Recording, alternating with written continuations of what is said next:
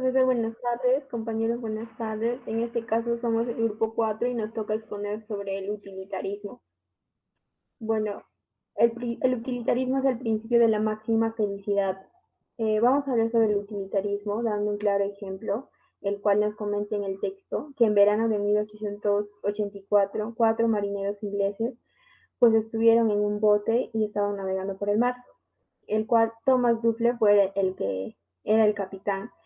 Edwin Stebbs era el primer marinero y el segundo marinero fue Edmundo Broques y el cuarto marinero y último fue Richard Parker. ¿Pero quién era Richard Parker? Richard Parker tenía 17 años y era un chico huérfano, el cual había ido al mar con muchas, como quien dice, con muchas ganas de salir adelante, ¿no? Ya que era huérfano y pues todo joven queremos salir adelante, el cual la historia nos cuenta que estuvieron durante muchos días en el mar, por el cual no tenían, sus alimentos se les había acabado y por el cual no tenían el alimento con que sostenerse, ¿no? Y pues es por esta falta de alimento, los tres decidieron matar a Richard Parker para alimentarse con él, ya que era un chico huérfano y pues ya estaba, como quien dice, ya no tenía ese bienestar de salud, ¿no? Ya estaba, como quien dice, mal por la falta de comida y todo eso.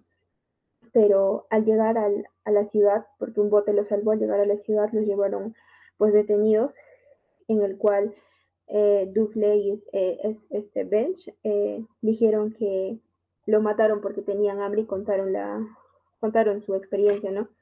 Y por la cual dice que ellos lo mataron, pero la primera pregunta que nos entra es que el beneficio de matar, porque el beneficio de matar a Parker era realmente tomado en conjunto o era solamente por una persona. Pues en este caso sí era en conjunto, porque como quien dice, se salvaron tres vidas por matar a alguien.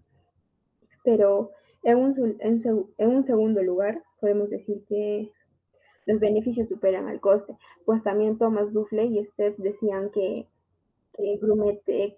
el apodo de Parker era Grumete, pues decía que Grumete no tenía familia y no lloraría casi nadie por él, porque aparte era joven y era huérfano. El utilitarismo de Hermie Bettman, pero ¿quién es Hermie Bettman? Pues Hermie Bettman nació en 1948 y falleció en 1842. Fue un filósofo moral y reformista legal inglés, el cual fundó el doctrina del utilitarismo. Pues su idea principal de él era que el principio mayor de la moral consiste en maximizar la felicidad y maximizar la medida en que una vez sumado todo el placer sobreempuja al dolor. Pues según Bettman, quería decir que se entendía cualquier cosa que produjese placer o felicidad y también que cualquier cosa que evitase el dolor o el sufrimiento. O sea, quiere decir que la felicidad y el placer evitaba el dolor o el sufrimiento. Eh, También nos habló sobre el derecho natural, nos dijo que era un sentido con sacos.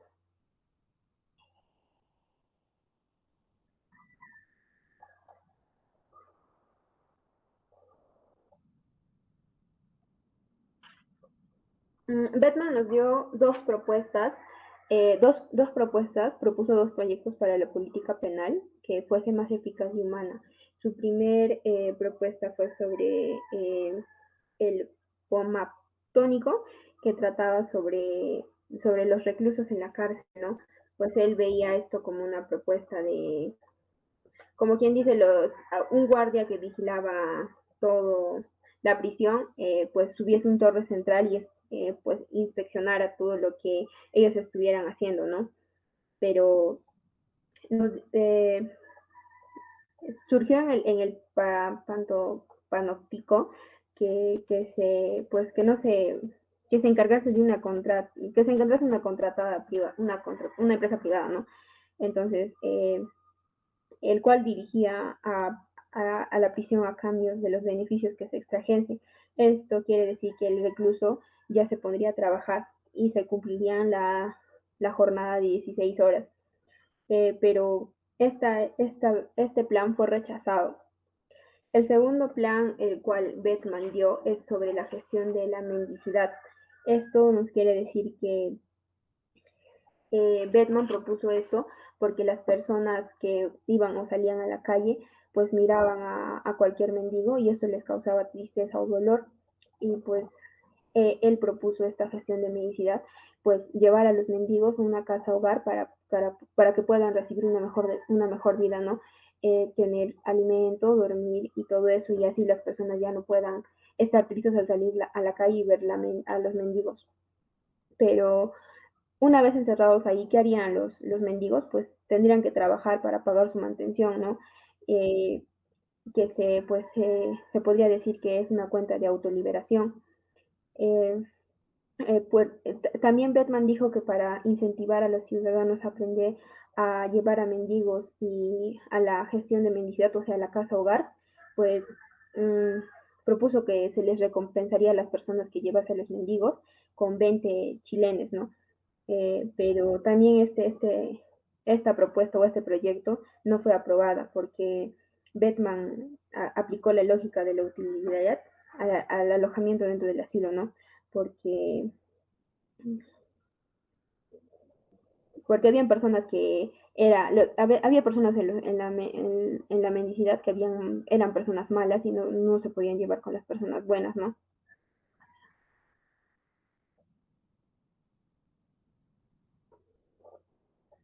Eh, la primera objeción es de los derechos individuales. Un claro ejemplo de esto es lo que se hacía en la antigua Roma, ¿no? Era echar cristianos a los leones. Eh, pero cuando hablamos de derechos individuales, creo que podríamos decir que es un punto débil del utilitarismo, porque hay mucha falta de respeto a a los derechos individuales, ¿no? Pero un utilitarista dice que los individuos son importantes, pero solo en el sentido en que cada uno tenemos una preferencia, ¿no? O también cada uno tenemos algo, como quien dice, o podemos contar con otras personas, eso quiere decir que cada uno debe contar junto con todos los demás, ¿no? Si yo a mí me gusta algo, a ti también te debe gustar algo, es algo así. Pues el claro ejemplo que nos da acá es echar cristianos a los leones, pues se sabe que en la antigua Roma echaban a los cristianos a los leones para que así se pueda divertir la ciudad, ¿no? Pero esto quiere decir que los cristianos acaso no sentían dolor, claro que sentían dolor y espanto, pero si estamos hablando sobre el utilitarista y nos dice que el utilitarista es el que planifica o hace el placer y la felicidad, hay también, acá hay una contradictoria, ¿no? Porque también hay personas que se divierten al ver esto, pero también hay personas que se espantan o se asustan al ver esto. Pues aquí se podría decir que en la antigua Roma habían suficientes romanos que sacaban pues su placer o sea, les gustaba ver este espectáculo, ¿no? Pero la pregunta que nos hacemos es, ¿hay alguna razón por la cual un utilitarista pueda condenar a esas personas que hacen o realizan esta actividad? A esta pregunta podríamos decirle que al utilitarista quizás le preocupe ese semejante juego, ¿no? Porque es una costumbre y pues esto alimenta a la violencia en las calles de Roma, ¿no? O también crea, como quien dice, crea miedo en algunas personas que pueden ser víctimas y que puedan ser arrojadas a los leones. Y también tenemos como consecuencia esto, eh, que sobreempujarse, o sea, el placer que a las personas les daba, o sea, este juego les proporcionaba placer a las personas que pues miraban el espectáculo, ¿no? Y el utilitarista no puede prohibir esta razón porque es la felicidad de mucha gente contra, como quien dice, la angustia y el miedo de pocas personas. El otro de los derechos individuales es la pregunta que nos hacemos. ¿Está justificada la tortura en algunas ocasiones? Bueno, en este caso hay un claro ejemplo que nos da que es sobre el interrogante a un presunto terrorista, ¿no? Ya que supongamos que ese terrorista sabe de una bomba que va a estallar en algún lugar y en cierta hora, y pues A este terrorista se le puede torturar porque sabe dónde está la bomba, sabe y se puede salvar a miles y millones de personas o de vidas, ¿no? Entonces, estaría bien torturarlo hasta que diga dónde está la bomba y nos cuente cómo desactivar esta bomba, ¿no? Eh, Hay un argumento que está a favor de la tortura por cálculo del utilitario, ¿no? Y pues lo que dice que la tortura causa dolor, el sospechoso en este caso sería el terrorista, y lo que reduce la felicidad a esta persona, ¿no? Pero miles de vidas inocentes se van a salvar y en caso de que no le torturemos a este terrorista y él tenga la felicidad o el placer, se van a sacrificar miles de vidas que son inocentes, ¿no? Entonces, por lo tanto, podríamos decir que el fundamento utilitario podría argumentarse de que está moralmente justificado por infligir un dolor intenso a una persona. Y si con ello llevase a la muerte y sufrimiento una magnitud gigantesca, ¿no? O inmensa. Un claro ejemplo también de esto es el que nos da en la obra de Úrsula K. de Lengue, lo que dice los que abandonan Omedas. En esta obra pues nos cuenta sobre la felicidad de una ciudad, ¿no? En este caso en la ciudad se puede ver que la comunidad está feliz, viven y pues toman y su felicidad y todo eso está basada en un niño, que este niño está abandonado en una casa y sufre de indefensencia mental y también de nutrición. Pero en esta obra nos da a entender que, como quien dice, que el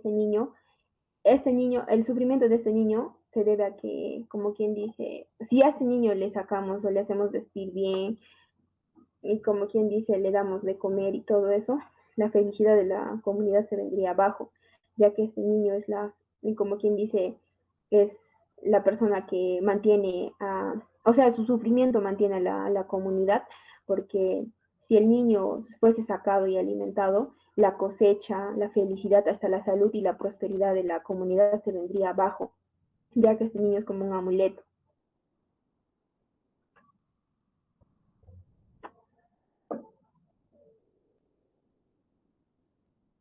La segunda objeción tenemos como unidad común de valor, ¿no?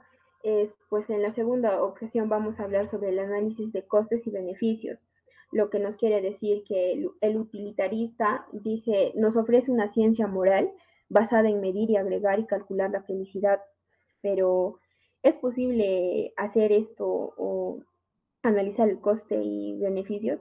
Pues nos dan, en la lectura no podemos ver dos ejemplos, el beneficio del cáncer del pulmón y el Ford Pinto, ¿no? Que es un coche de los años 80. Vamos a hablar sobre los beneficios del cáncer de pulmón. Bueno, los beneficios del cáncer de pulmón está más que nada basada en que Bill Morris como sabemos, es un fabricante de cigarrillos y tabaco. Entonces, hace un buen negocio en la República Checa, donde podemos ver fumar a varias personas y esto es popular en eso, ¿no? Y eso resulta socialmente aceptable por las personas, pero preocupa a las personas que, a las personas crecientes de costos sanitarios del tabaquismo, ¿no? Ya que el gobierno checo pensó en un tiempo hacer subir los impuestos a los cigarrillos, por lo cual, con las esperanzas de librarse, Bill Morris encargó un análisis de costes y beneficios del tabaco en el Estado checo, pero el estudio que este hizo concluyó en que el Estado ingresaba, o sea, al Estado ingresaba dinero gracias a lo que gastaba en él, ¿no? Entonces, ¿cuál es la razón? Aunque el gasto médico, como quien dice, el gasto médico de los fumadores, o sea, los que sufren el cáncer o ya fuman, es es el presupuesto con el que el presupuesto mayor con el que vivía el Estado checo, ¿no? Entonces, su suma considerable era que una atención sanitaria de pensiones y residencias de ancianos. Bueno, según los estudios, se puede decir que se tenía en cuenta, según los estudios que hizo Bill Morris, se podía decir que los efectos eran positivos, ya que el tabaquismo era, como quien dice, incluso el tabaquismo, o sea, el cigarro, incluso cuando morían personas, el Tesoro de República, del Estado checo ganaba $148 de netos al año por cada muerte, como quien dice, cada persona que muere, pues daba una indemnización de fallecimiento, ¿no? Bueno, el análisis y el coste de los beneficios resultó un desastre para las relaciones públicas de Philip Morris. Entonces, ya que las tabaqueras negaban antes que los cigarrillos matasen, pero un comentarista escribió que ahora alrededor de lo que hacen, ¿no? El segundo ejemplo que nos da es de el auto Ford Pinto, que fue un auto que todo el mundo quería, creo, en los años 70, ¿no? Pero este coche pequeño fue el más vendido de Estados Unidos y su depósito de gasolina era muy malísima, ya que cuando chocaba con otro carro explotaba. Sin embargo, y generaba muertes, ¿no? Al año pues morían varias personas, es lo que pero las personas no entendían y seguían comprando esto. Cuando ya se quejaron como quien dice, o se vinieron en contra de Ford Motor Company, el que pues hacía estos carros, estos hicieron un análisis de costes y beneficios, eh, y con el cual llegaron como quien dice, arreglar el problema, ¿no? En las vidas y quemaduras, o sea, llegaron a ponerle un precio a la vida humana y a los que, digamos, los que salían perjudicados de este incendio, el cual, a eso se le llamaba el depósito seguro, ¿no? El cual, el beneficio que tenía esto era que Ford, eh, digamos que había 180 muertos y 180 quemados, y pues no se hacían las modificaciones, pues entonces el valor de cada uno sería por la pérdida $202,000, no, $200,000, disculpe, y por la vida, como quien dice, no, disculpe, me estoy confundiendo, por la quemadura sufrida se les daba $200 y por la vida $67. Eh, y pues esto calculó todo, pues calcula el beneficio total y la mejora de la seguridad y todo salía como 49.5 millones de dólares. Pero el coste de instalar un aparato de $11 a 12 millones de vehículos ascendía más o menos, o sea, para cambiar el motor y todo eso, pues a la compañía le costaba como 137.5 millones de dólares. El fabricante pues el fabricante de este Ford Pinto llegó a la conclusión de que el costo de arreglar los depósitos de gasolina no estaban compensados por el beneficio que reportaba unos coches más seguros, ¿no? Y pues Ford Pinto había llegado a la cifra por sí misma organizada, o sea, como quien dice, había llegado a la conclusión de que ya no iba más, entonces a principios de los años 70, la Administración Nacional de Seguridad del Tráfico de las Carreteras había hecho un estudio sobre un análisis de corte y beneficios, el cual había llegado a la conclusión de que por fallecido en esto del accidente de tránsito, por fallecido se les pagaba $2,000 a cada persona.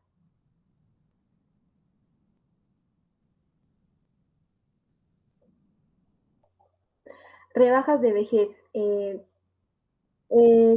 bueno, cuando la Agencia de Protección de Medio Ambiente de Estados Unidos, la EPA, hizo pues la pregunta, ¿cuál sería una valoración de una vida humana en dólares más indefinida, ¿no? Pues la institución nos respondió a esto o intentó responder sobre esta pregunta que el subsitio de la indicación era por otro motivo. En el 2003 se presentó un análisis de costes y beneficios de las nuevas normas contra la contaminación del aire, el cual asignó un valor muy generoso por cada vida humana del país. Pero ¿cuánto valía cada valor de cada persona? O sea, la vida de cada persona. pues eso llegó, pues el análisis lanzó que 30.5 millones de dólares por vida salvada gracias a un aire más limpio. Y salvo para los que tenían más de 70 años, cuyas vidas, o sea, la vida de los jóvenes valía más que la de los ancianos, ¿no? Entonces, y de las ancianos se valoraban en 2.3 millones. Tras esta valoración, habían personas que, pues, habían diferentes puntos de vista y también se escondía una noción del utilitarista, ¿no? ¿Por qué salvar la vida de una persona de edad produce menos utilidad que la de salvar la vida de alguien más joven? Eso llegamos a la conclusión de que el joven le queda más por vivir y por tanto más felicidad que disfrutar. Quienes se oponían de parte, habían personas que se oponían, pues decían o criticaban el descuento que hacía hacia a los ciudadanos mayores, ¿no? Porque la vida de los jóvenes vale más y porque la vida de las personas más. Entonces, EPA, el cual por estas quejas, renunció al descuento y retiró el informe.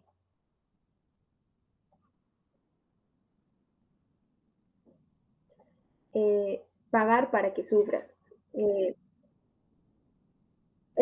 Vamos a hablar sobre Edward Tornick, quien es un psicólogo social que intentó probar hace 30 años la premisa utilitarista, ¿no? ¿Qué es posible? ¿Qué es esto? ¿Qué nos hace esto posible? Pues nos hace posible traducir nuestros deseos y aversiones en apariencias dispares o a una sola unidad de placer y dolor. eh, hay una pregunta que todos nos hacemos. ¿Cuánto habría que pagarle para que dejes que la extraje o sea, había varias preguntas que nos deberíamos hacer, ¿no? Por el cual realizó una encuesta a los jóvenes de cualquier lugar o de cualquier sitio. Entonces, el cual hizo varias preguntas. Una de las preguntas fue, eh, ¿cuánto habría pagarles para que se cortasen un dedo pequeño de un pie?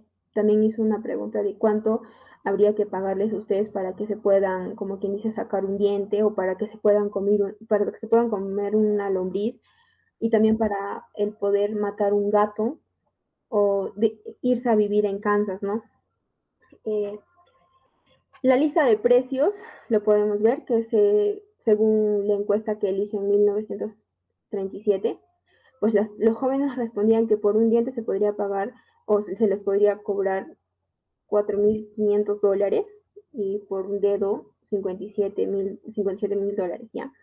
Entonces, pues Thorndike quería que esos resultados respaldaban su idea de que todos los bienes se podrían medir y comparar con una sola escala, el cual creo que es a lo que nos poníamos a pensar mucho, ¿no?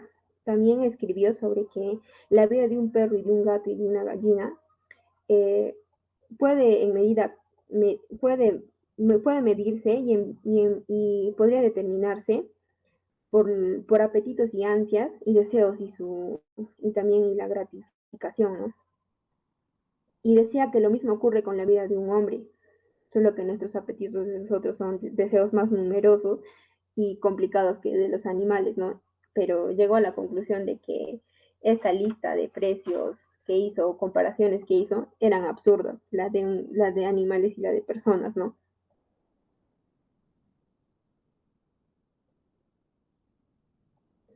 Las chicas de Sten Annen, quizás no haya un argumento para poder establecer o refutar de todos los bienes y morales que se pueden traducir sin que se pierda nada o la medida de valor.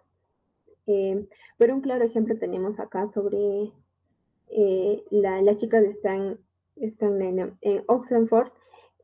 Había muchos colegios, pues me cuenta en el texto que en Oxenford había muchos colegios para mujeres y para hombres que tenían reglas muy estrictas o sea, tenían reglas muy estrictas y internas que les prohibía a las mujeres, como quien dice, pasar la noche o sea, se le prohibía a los hombres ingresar a las aulas de las mujeres y pasar una noche en la habitación, ¿no? Pero ¿esto a qué se debía? Pues esto se debía a que esto se dio más que nada en el college Sten Anne, el cual era un colegio femenino. Eh, Esto se debía a la tradición que tenían ellos, ¿no? Ya que las personas que cuidaban estos colegios o las maestras decían que eh, se oponían a esto porque pensaban en su mente, decían que si los hombres pasan la noche en el colegio, o sea, argurían, o sea, roncarían y entonces también les costaría, o sea, como quien dice, estresarse para esto, ¿no? Bueno, también decía que pues querer bañarse a los hombres, pues cuando se bañan los hombres usarían agua caliente y tendrían que cambiar los colchones a menudo. Entonces se oponían a recibir invitados masculinos en los colegios.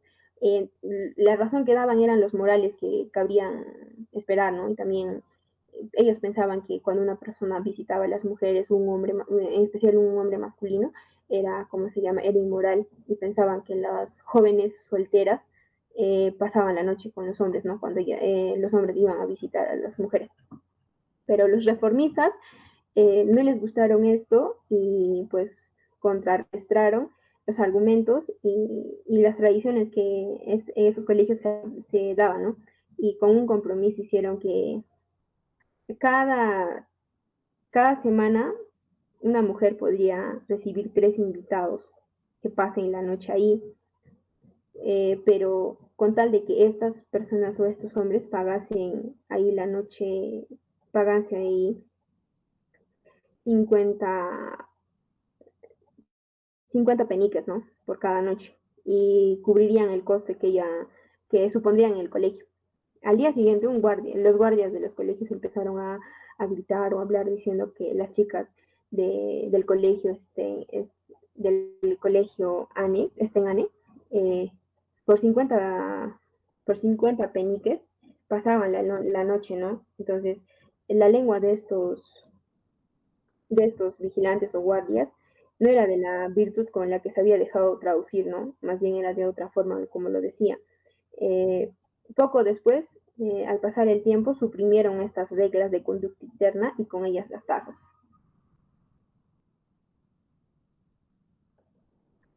Ahora vamos a hablar sobre John Stuart Mill, que nació en 1806 y falleció en 1873.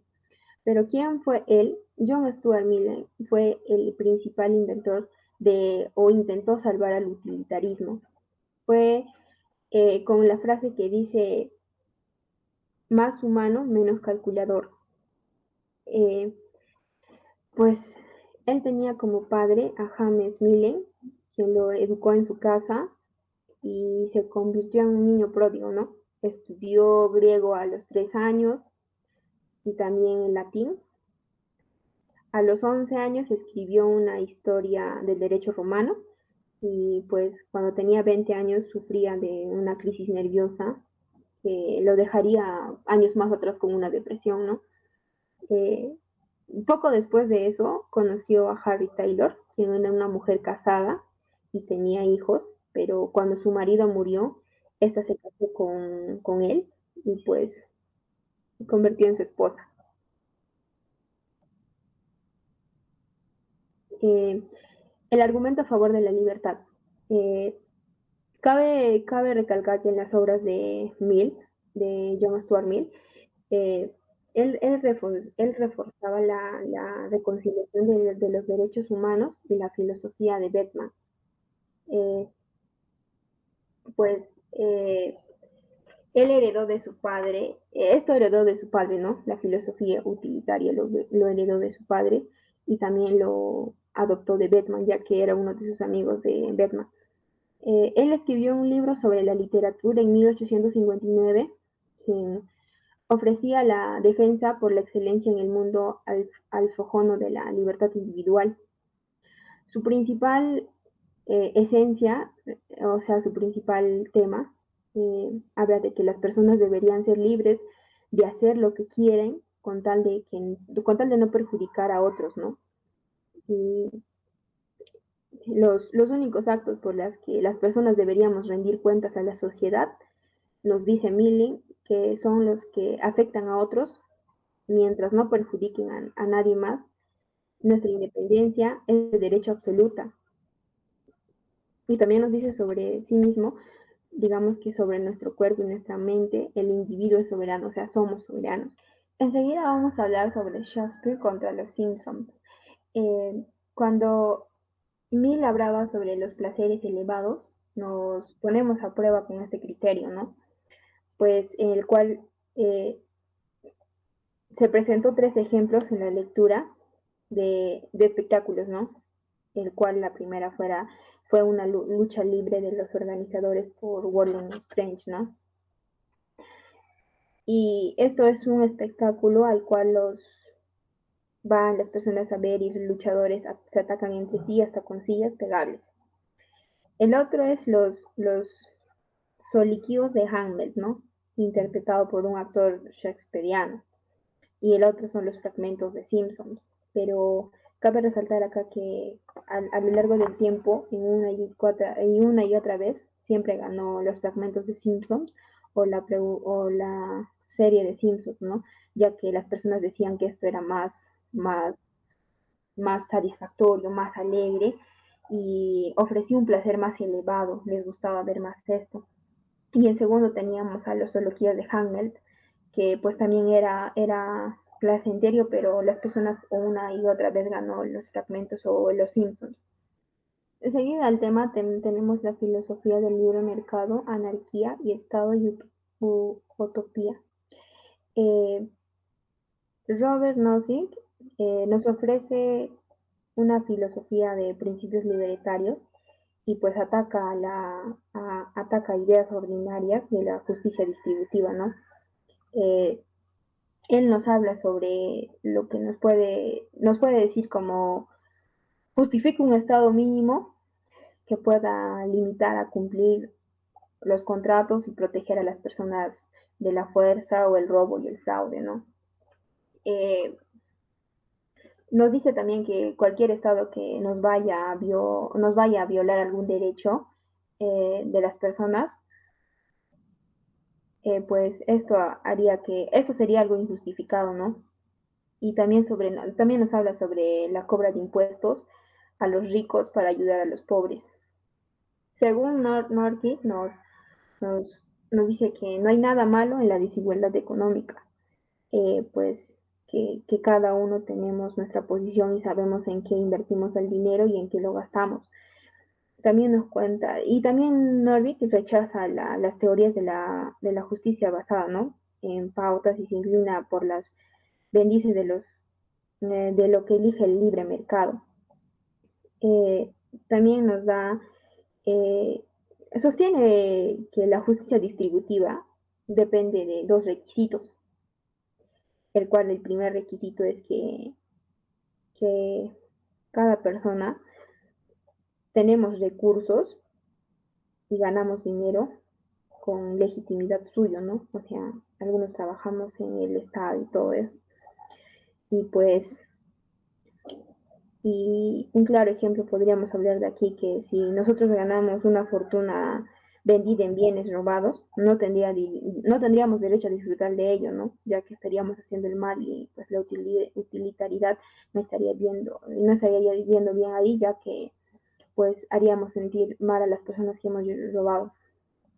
El segundo requisito que él dice es que queramos saber si el hecho de ganar dinero es libre y también si podemos invertirlo en algo, el cual nos dice, gracias a libres mercados, el intercambio de mercados o gracias a las donaciones que nos da voluntariamente las personas que tienen una economía más alta, ¿no?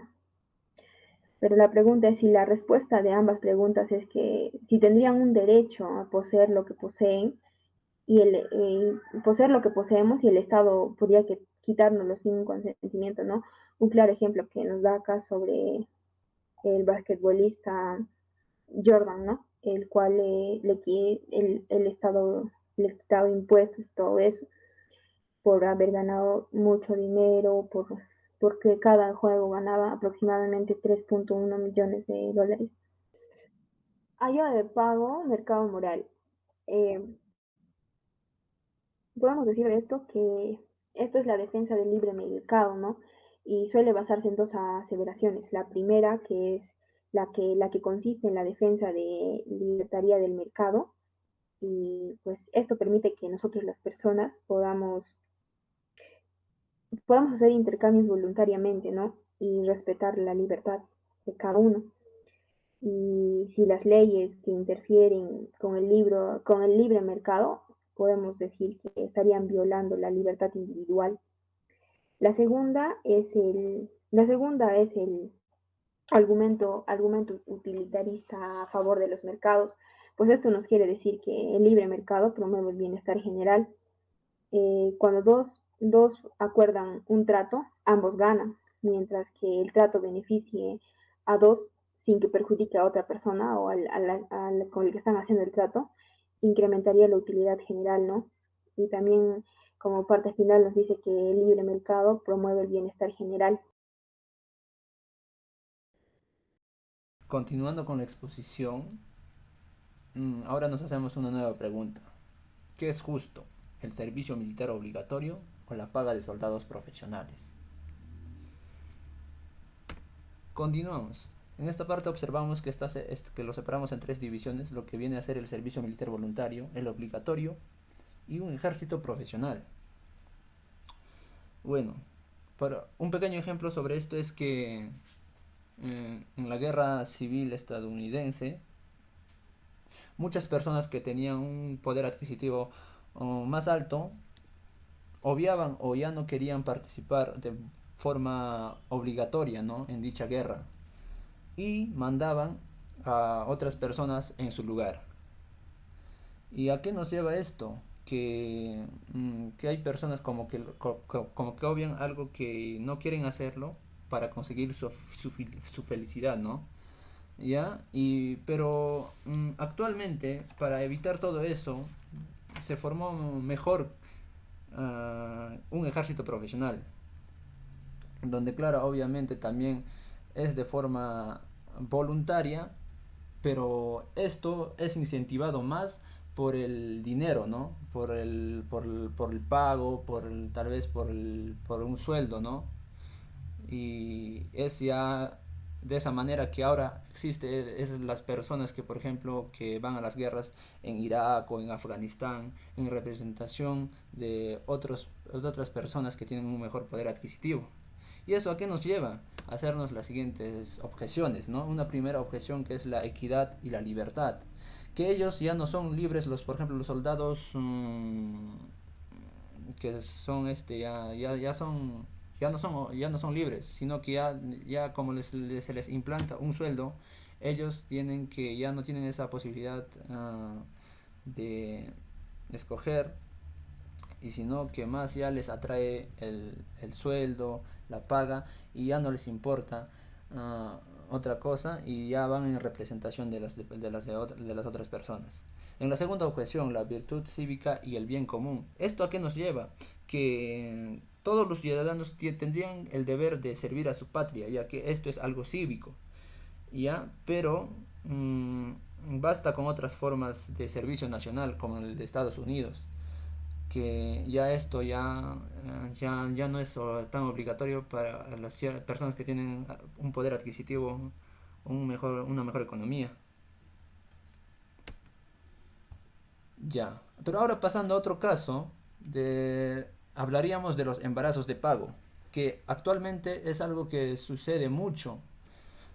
Hubo un caso entre los años 1879, si mal no me equivoco, donde había dos esposos estadounidenses, que el esposo era médico y su esposa una farmacéutica, ya, pero la mujer no podía embarazarse, y así que decidieron con el esposo que alquilar, ¿no? Por así decirlo, a una mujer para que pueda llevar a su hijo.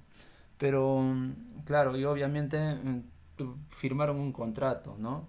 Pero el hombre, claro, implantó el espermatozoides, y la mujer no lo implantó, sino que ya la otra señora, la que podemos ver en la parte derecha, es la que implantó también el óvulo. ¿Y esto a qué nos lleva? Que biológicamente la segunda mujer también es madre, es biológicamente la madre de la criatura, ¿ya? Pero, ya que fue un contrato, tenía que entregarle, pero esto no sucedió, porque la mujer, la que gestó los 9 meses, se sintió apego hacia el niño, ¿no? Porque está en sus entrañas, porque además es biológicamente de ella. Pero ¿a qué nos lleva esto? Que a respetar lo que es el contrato, ¿no? Porque un contrato es un contrato y se debe respetar, ¿ya? Pero la mujer huyó con su hija, que biológicamente es suya. Pero, mm, pero en otro caso, los tribunales, ¿no?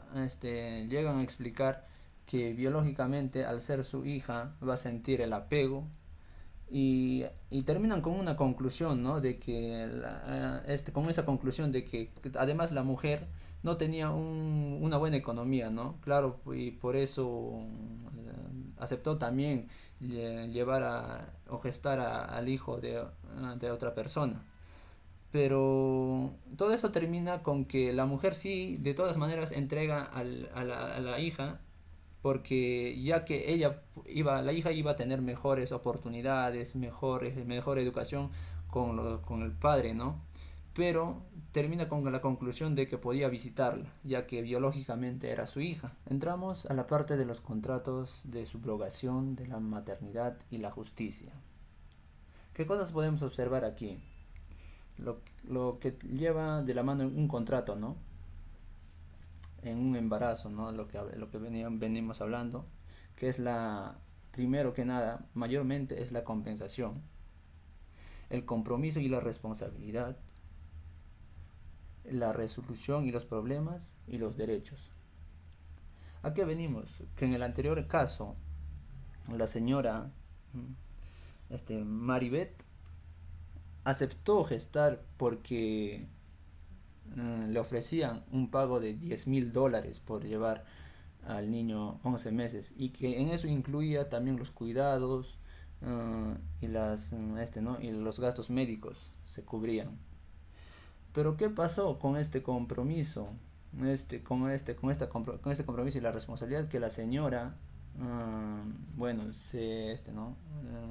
Se relacionó, se vinculó mucho con la niña ya que es biológicamente suyo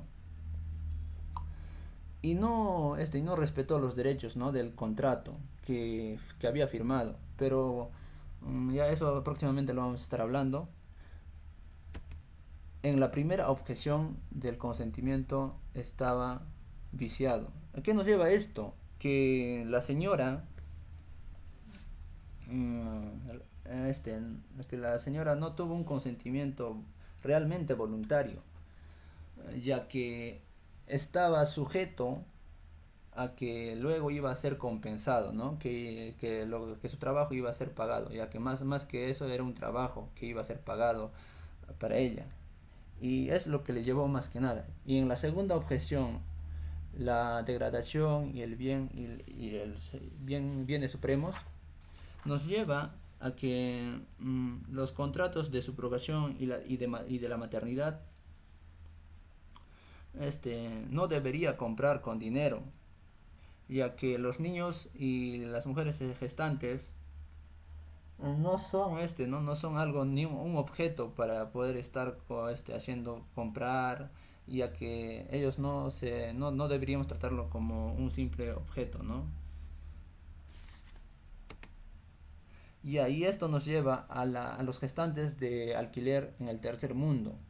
Esto nos lleva a los países más necesitados, ya sea el caso de más que nada que ocurre en India, ¿no? Donde ya que las gestantes, por ejemplo en Norteamérica mismo, ya los precios excedían, ¿no? Excedían y además corría ese riesgo de maternalidad, de ese afecto que la mujer gestante agarraba al niño que llevaba entre su vientre. Optaron por otros caminos, ¿no? Que son las gestantes de alquiler del tercer mundo. ¿Eso a qué nos lleva? Que solo la mujer lleve al hijo. ¿Y a qué nos referimos a esto? Que el padre implante sus espermatozoides, otra mujer su óvulo y que la tercera mujer solo lleve al hijo dentro. En caso de eso, que ya no corramos el riesgo de que la mujer sienta una afección hacia el niño, ya que biológicamente no va a llevar nada de ella. Lo único que va a hacer ella es llevar al hijo por 9 meses, ¿no? Pero eso también implica que seguimos tratando a las mujeres mm, de cierto modo como un objeto, ya que estamos evitando ciertos costos excesivos, ¿no? Porque ya una vez que en el mismo país se volvía un poco más elevado pagarle a una mujer para que lleve sus hijos, se recurría a otros países del tercer mundo para realizar este tipo de acciones. Continuamos con las ideas de Kant sobre la moralidad y la libertad. Ya, entre la moralidad y la libertad, actuar moralmente significa actuar conforme a un deber por una ley moral. ¿Y qué es la ley moral? Esto consiste en interpretar categórico, ¿no? Un principio que requiere que tratemos a las personas con respeto, como si fuéramos nosotros mismos. Pero cuando actuamos con un imperativo categórico, uh, bueno, la libertad es pues conforme a un imperativo, y hablando algo imperativo, satisface algún interés o un fin que es dado de afuera, pero para mí mismo. ¿Y eso en qué consiste? Que mi voluntad no está determinada por mí mismo, sino que está por fuerzas externas. ¿Ya? Y de esta manera, Kant piensa que la moral y la libertad conduce a desbaratar a la crítica, pero ¿de qué? A la crítica del utilitarismo. ¿Ya? Porque esto solo conduce a la felicidad, pero por medio de la utilidad. Y esto al final está condenado a fallar, a que no se pueda llegar a dar, ¿no?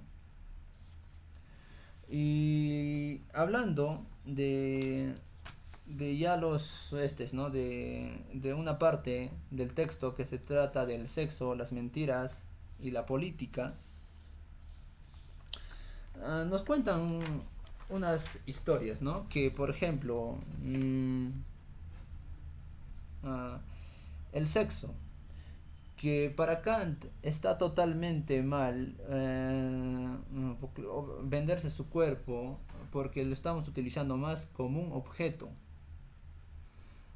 ¿Ya? Pero para Kant la única forma de que esto no sea utilitarista es en el matrimonio claro, de esposos, ¿no? Donde ambos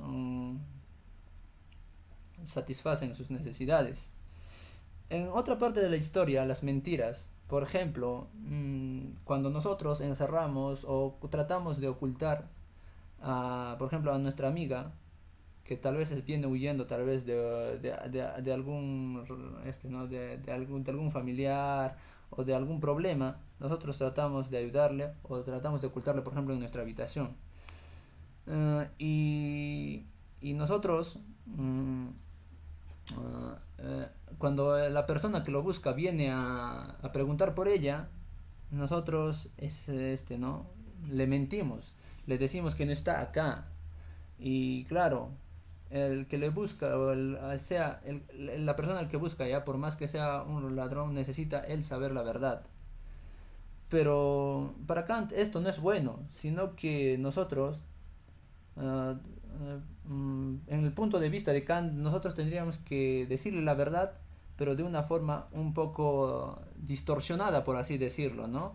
Como por ejemplo decirlo, no, claro, sí estuvo conmigo, pero eso fue como hace una hora. Y hacerle una desviación, pero diciéndole la verdad. En la parte política, eh, un candidato que aseguraba en sus campañas políticas de que él nunca había consumido marihuana y que nunca le había faltado el respeto a una mujer. Uh, uh, todo eso todas esas cosas que mencionó sucedieron en su campaña política. Pero cuando estuvo en su gobierno, salieron a la luz esos los casos de que él sí consumía marihuana, de que mientras estudiaba en una universidad sí sí le faltó el respeto a una estudiante becada. Y esto nos lleva a una conclusión de que eh, nosotros buscamos mm, solo el placer y no medimos los medios por el cual los conseguimos, ¿no? Y finalmente hablaremos de Kant y la justicia. ¿Cuáles son los puntos de vista de Kant en la justicia? Ya. La teoría política por la que se inclina a rechazar el utilitarismo es a favor de una teoría que justifica basada en un contrato social, ¿no? Kant rechaza el utilitarismo no solo como fundamento de la moralidad personal, sino también como la de la ley.